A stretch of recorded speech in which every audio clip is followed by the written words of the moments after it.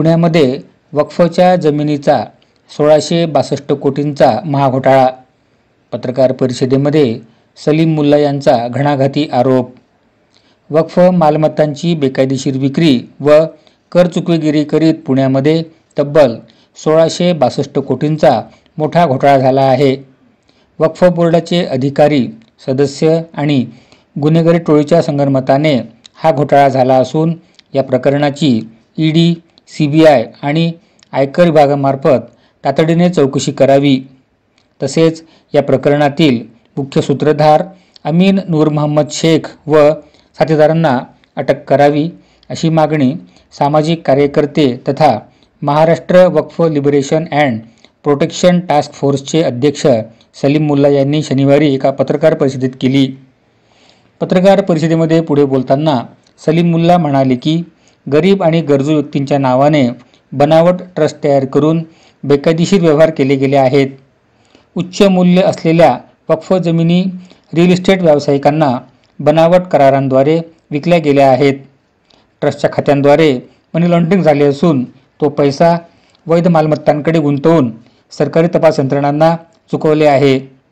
वक्फ बोर्डातील काही अधिकाऱ्यांनी तसेच महसूल विभागातील भ्रष्ट अधिकाऱ्यांनी या गैरव्यवहारामध्ये महत्त्वाची भूमिका बजावली असून गरिबांच्या हक्काच्या जमिनी बळकावण्यास मदत केली आहे।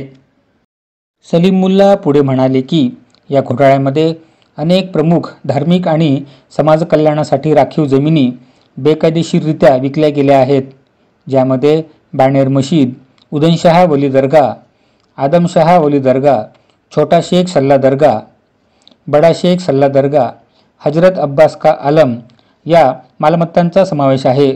हा महाराष्ट्रातील सर्वात मोठा जमीन घोटाळा असून या टोळीने बनावट ट्रस्ट, बोगस कंपन्या आणि व्यवहारांद्वारे वक्फच्या मौल्यवान जमिनी हडपल्या।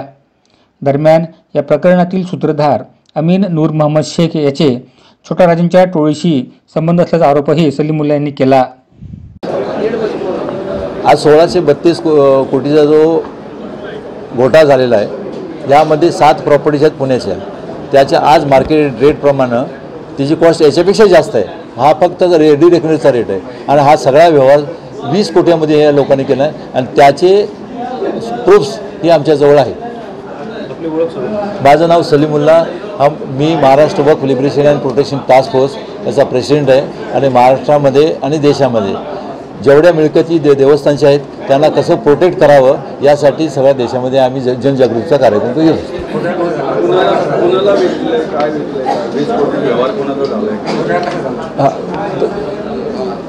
ट्रस्टी आणि अमीन शेख यांनी ह्या प्रॉपर्टी वक्फ बोर्डाचे कडून NOC घेऊन, त्यांचे लेटर घेऊन, त्यानंतर रेव्हेन्यू डिपार्टमेंटमध्ये सुद्धा त्यांचे 7 बाऱ्यावर फेरफारवर नावं बदलून हा व्यवहार इनडायरेक्टली इनलिगली व्यवहार करून लोकांनी हे पैसे कमवलेले।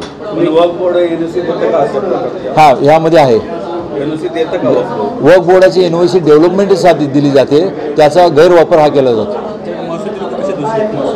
7 बाऱ्या जेव्हा तुम्ही रजिस्टर करण्यासाठी जात आहे, त्यामध्ये देवस्थान जर नाव असेल तर तुम्ही ते रजिस्टर केलं नाही पाहिजे, परंतु त्याकडे लक्ष दिलं जात नाही। इनाम म्हटल्यानंतर कुठलीही प्रॉपर्टी तुम्ही रजिस्टर तर त्यानं पाहिलं पाहिजे ना की भाई देवस्थान प्रॉपर्टी आहे, तर तिथं रजिस्टर कसं होतं आहे, तर मुळात तिथून सुरुवात होती, तर त्या पेपरमध्ये हेराफेरी किंवा लपवलं जाते आणि ते रजिस्टर करून सिग्नेचर करून मोकळं झालं। आणि वक्फ बोर्डाने काही हे घेतलं नाही का, आक्षेप घेतला? आम्ही वक्फ बोर्डाला सुद्धा याची प्रत दिलेली आहे, त्यांची OC सुद्धा आम्ही घेतलेली आहे, तर जेणेकरून त्यांच्यावर सुद्धा लक्ष आलं पाहिजे हे झालं आहे। परंतु वक्फ बोर्डसुद्धा ज्याप्रमाणे काम केलं पाहिजे ते प्रामाणिकपणे काम करत नाही।